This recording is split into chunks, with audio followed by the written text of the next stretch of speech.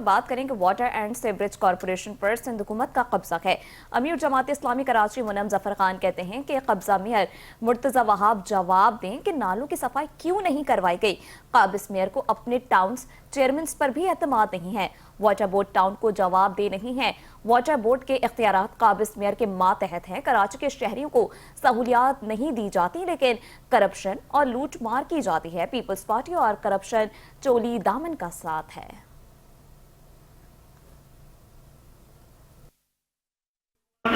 یہ اس بات کی بھی ہم وضاحت کرتے ہیں کہ واٹر بورڈ ٹاؤن کے پاس نہیں ہے، ٹاؤن کو جواب دے رہی ہے، یہ سندھ حکومت اور مرتضی وہاب صاحب کے پاس ہے جو اس کے چیئرمین ہیں، نہیں کریں گے۔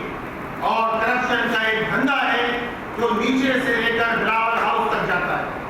کیا پوری میں کیا لائن میں کیا آپ دیگر عملہ اٹھا کے دیکھ لیجیے، superintendent engineer, S C N, اس کے اوپر آ جائیے، واٹر اینڈ سیوریج کارپوریشن کے افسران جو ہیڈ آفس میں بیٹھے ہیں، اور اس سے آگے بلاول ہاؤس تک یہ پورا دھندا جاتا ہے، کرپشن کا دھندا ہے۔ کرپشن یہ لازم و منظوم ہو گئی۔ پیپلز پارٹی اور کرپشن چولی دامن کا ساتھ دیتا، آپ اس شہر کو دینے کے لیے کچھ تیار نہیں۔